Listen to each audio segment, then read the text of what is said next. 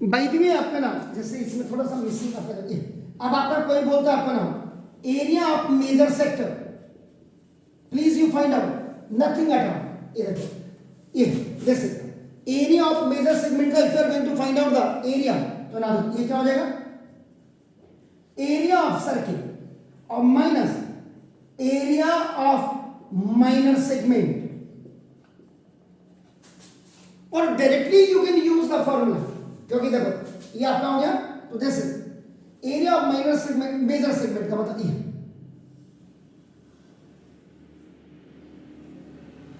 ये देखिए, ये आपको फाइंड आउट करना है, and from the area of circle minus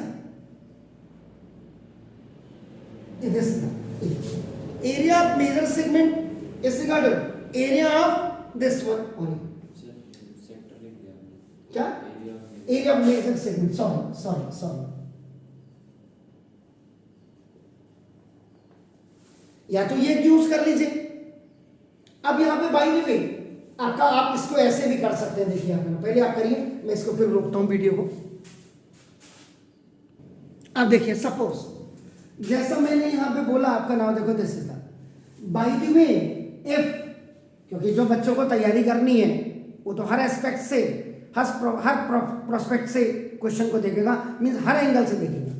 suppose if theta is equal to now central angle, central angle अगर गलती से मैंने कहा, मैं बच्चों का टेस्ट ले रहा हूं बेटा, ये सेंट्रल एंगल 150 डिग्री दिया है सपोज, एंड आपने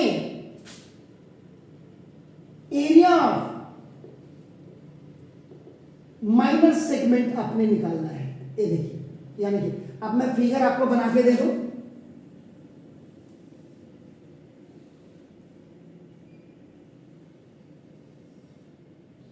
ये this theta is equal to 150 degree है, रेडियस कोई बात नहीं, जितना भी हो इसमें कोई फर्क नहीं पड़ता, यहां ये क्यों ले लिया, किस लिए ले लिया, ये बात नहीं है। एक एग्जांपल के तौर पे आपका सेंट्रल एंगल मैंने 150 दे दिया आपको, and I am saying that ये एरिया ऑफ माइनर सेगमेंट आप फाइंड आउट करो। बच्चे की तो बत्ती वहीं बंद हो गई, नहीं, बच्चे की तो बत्ती वहीं बंद हो गई। हम उतना ही पढ़ाते हैं बच्चों को जितना कि उसको पास होने की लालसा है बस, और जो रिजल्ट देता क्लास में 50 में से जो 5 टॉप के बच्चे होते हैं, उनमें भी हर स्कूल के 5 टॉप निकाल दो, जो टॉप भी बाहर हो जाते हैं कई बार सिलेक्शन प्रोसीजर्स में। तो देखो अब ये बाई दी हुई हो गया। अब आपने कहा सर ये देखिए, चलिए सर हमने आपकी बात मान ली, और आपने कहा sir area of minor segment has a formula, जो आपने कहा देखो r² / 2 now pi theta upon 180 degree and minus ये साइन, देख अब ये साइन 150 बच्चे ने रखा और बच्चा बेहोश हो गया। 120 तो क्या रावत सर ने बोला था कि यार साइन 120 और 160 की वैल्यू आपका ना, अब साइन 150 याद रखिएगा, this situation may come to you. अब नाउ इसका मतलब देखो, अब ये जो साइन थीटा है, साइन थीटा का फॉर्मूला क्या बोला मैंने, 2 sin θ/2 cos θ/2, इनको सब मल्टीपल फॉर्मूला कहते हैं, सब मल्टीपल फॉर्मूला, एंड ये जो है this is the multiple formula.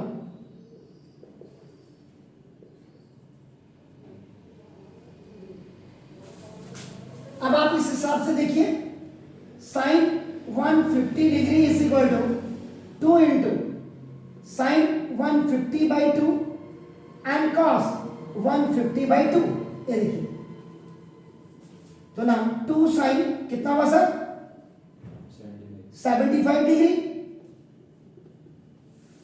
बच्चा यही बेहोश। उन्होंने कहा सर मुझे तो आता ही नहीं है, मुझे तो टीचर ने बताया ही नहीं। तो जो सिलेबस डिजाइन करने वाले हैं ऊपर बैठे हुए, वो मूर्ख बैठे हुए हैं, इसीलिए रिजल्ट नहीं निकल रहा है। अब देखो यहां पे दो सिचुएशन है, मैं क्लियर कर देता हूं।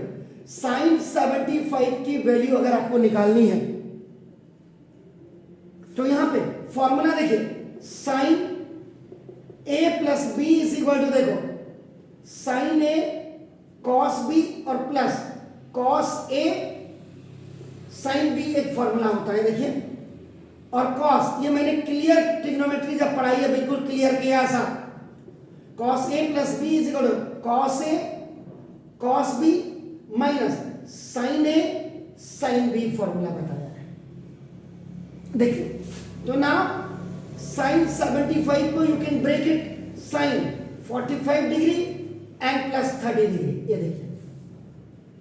तो ना after applying this formula sine A plus b, this is a and this is b, so now देखो this is what, sine 45 degree cos 30 degree plus cos 45 degree and sin 30 degree.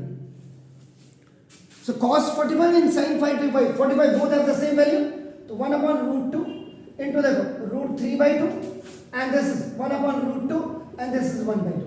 Numerator से numerator आपका multiply होगा and denominator से denominator will multiply. तो देखो root 3 1 जा root 3 आपका देखो ना, और plus 1 upon 2 root 2। This is the value of sin 75 degree।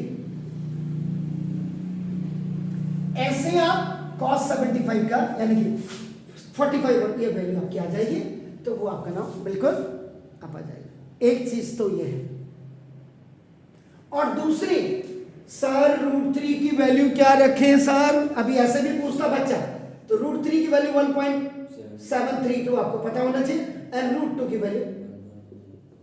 इन सारे लफड़ों से बचने के लिए ट्रिग्नोमेट्री में एक टेबल आती है, ये देखिए, पढ़ पा रहे उधर देखिए, मुझे बताइए क्या लिखा हुआ, नेचुरल साइन, नेचुरल साइन, इधर क्या लिखा है, नेचुरल कॉस, एग्जैक्टली।